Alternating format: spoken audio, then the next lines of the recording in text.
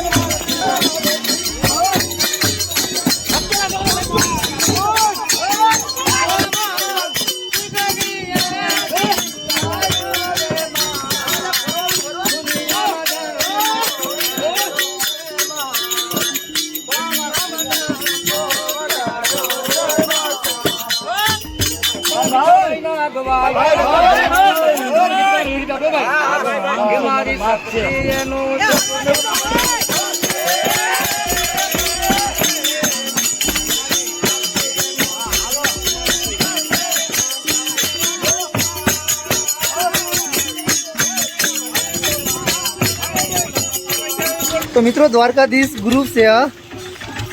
Jay Dwarkadhish.